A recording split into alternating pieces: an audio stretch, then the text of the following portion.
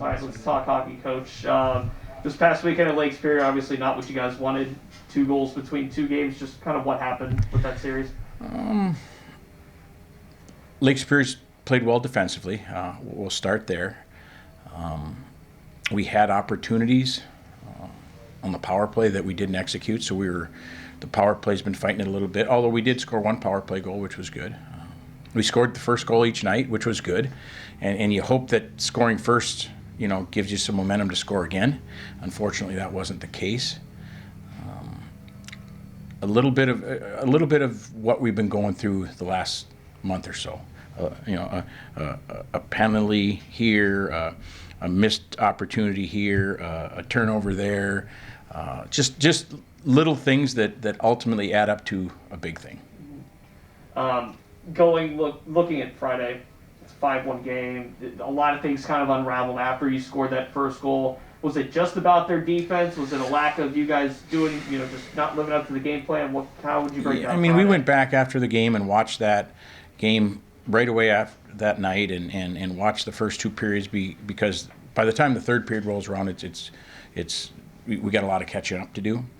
And we just saw some, again, a little mistake that ended up in a big mistake.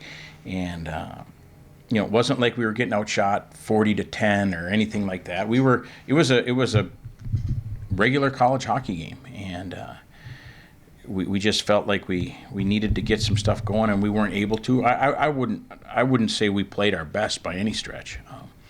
We were not as competitive as we want to be, and we had some defensive lapses that some of our younger guys happened to be involved in, and that's going to happen. So defensively, we weren't as good as we needed to be on Friday. That would probably be the glaring thing would be that we just didn't defend as well as we needed to defend.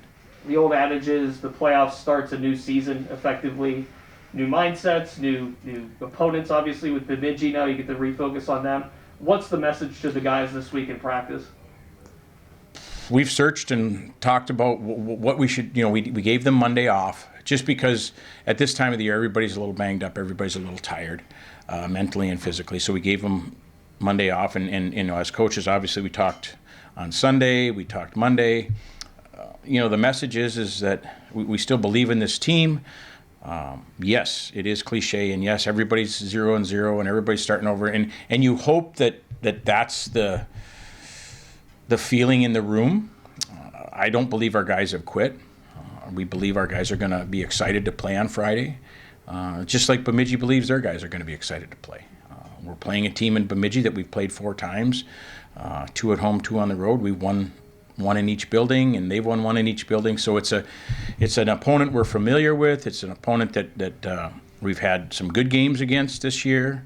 There won't be any secrets. It's just you're going to have to execute, and all those little things. If you want to be successful and win this series, you're going to have to do a better job with those little things. Mm-hmm. You brought it up there with the opponent and how evenly split it was throughout the course of the season. I know home ice was the goal. It's not there, but I think in terms of a matchup, this is one that you guys are pretty evenly out on. Yeah, it's again, with the exception of Minnesota State, we played them 4 times and we weren't able to get any points against them. We've played good games against, and we had a good game on Saturday against them here. We played well enough to win. But you're right. In Bemidji, it's an even series in terms of the numbers, and not that the numbers in the regular season mean anything now because we're different teams. When we played them, I think that was our first conference series in October. That was a long time ago. And then we played them here later in the year, so a lot of things have changed. And ultimately, at the end of the day, what we want to accomplish and how we want to play has not changed. We just need to do a better job of playing the way we were built and playing the way we need to play and valuing the things we need to value and having better discipline. All that kind of stuff is important. How much does that preparation for a team that you've seen now 4 times effectively, how's that change, or does it change going into a playoff series, into that kind of setting? I don't know if it changes. I think right now both teams have a really good idea of who they are. Right, and in the beginning of the year, we had a bunch of new faces in our lineup, and they had a bunch of returning guys, and they have a new goalie, and now ultimately we have a new goalie. So there's some of that, but they know who they are. They know the guys that they want to lean on. They know which guys are going out in certain situations, just like we do. So we're familiar with each other. They played last weekend at home. We played last weekend on the road. So we'll go up there. It's a long trip, but it's a good trip in terms of the hotels are really nice. They're really close to the rink. The rink is really nice. The locker room space is really nice.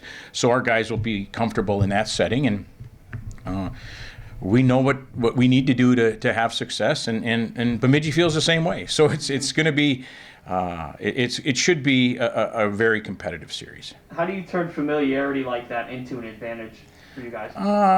I just think our guys, there's no more unknown, right? With all the new players we had, there were a bunch of guys that first series up at Bemidji that had never been to Bemidji, had never played Bemidji, didn't know what Bemidji was. Now at least our guys have played them and they understand it. So I would think that's certainly something different than the first time we went up there. And then again, we should be confident in knowing that when we do the things we're supposed to do and play the way we're supposed to play, we can have success. Does playing 3 games versus playing 2 games in a row affect any kind of preparation? It might affect you a little bit as the road team. Obviously it's a 14-plus hour bus ride. We're actually going to fly, so it's just not possible to bring a lot of extra bodies. It just doesn't make sense. We'll bring 3 or 4 extra players because exactly what you said. If you get into 3 games in 3 days, that's a lot of hockey for a lot of people. And if you're at home, you have access to more bodies, right? If you wanted to flip out 6 guys for the third game because you got some guys that are really tired, you could do that. Whether or not that happens, who knows? So I guess we'll cross that bridge when we get to it. Anything on the Zoom, Peter? Yes.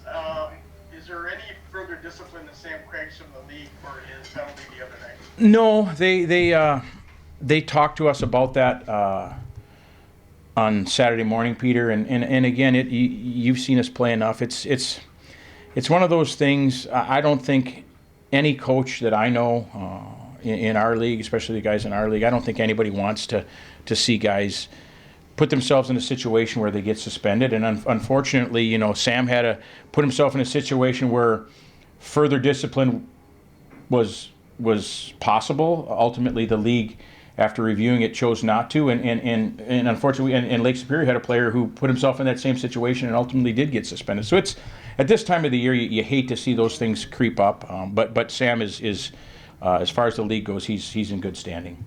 Yeah. Okay. I mean, I can see how he has provoked.